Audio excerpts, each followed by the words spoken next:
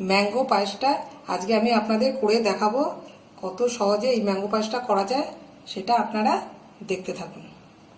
আমি আমের পায়েস করবার জন্য নিয়েছি দুটো বড় বড় মিষ্টি পাকা আম, হাফ লিটার দুধ, এটাকে আমি প্রথমে ঘন করে নেব।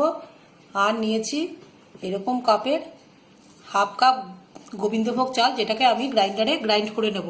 আর নিয়েছি তেজপাতা, কিশমিশ, কাজু বাদাম আর 6 চামচ চিনি। প্রথমে আমি আমের পাল্পটাকে ভালো করে আঁশ ছাড়িয়ে বের করে নেব।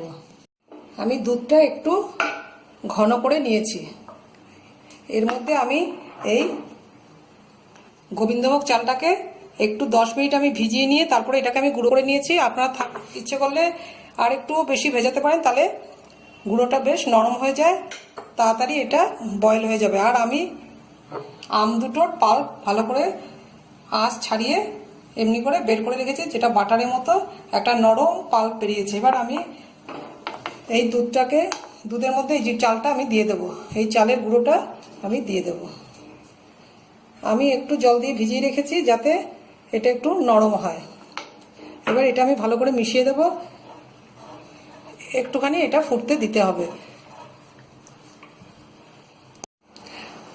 আমি এটা 7 মিনিট ধরে এটা হতে দিয়েছি। এটা চারিদিকে লেগে গেলে এটা খুন্তি দিয়ে এর মধ্যে মিশিয়ে দিতে হবে। এবার আমি এর মধ্যে চিনিটা মিশিয়ে দেব।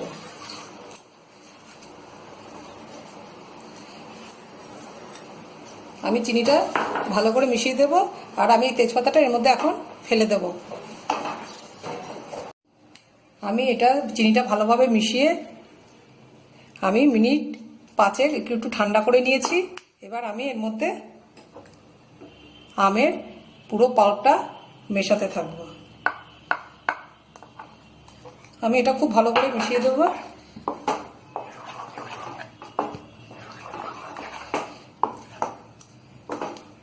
আমি ওভেনটা সিমে করে রেখেছি, আমি আর এর বাড়াবো না। এবার এটা আমি খুব ভালো করে মেশাবো। দুধ অনেকটাই টেনে নিয়েছে। আমি এবার এটা ভালো করে মেশাতে থাকবো পাল্পটা।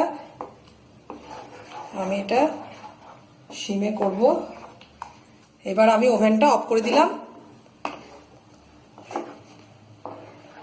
পায়েসটা হয়ে গেছে। এবার আমি এটা তুলে নেব।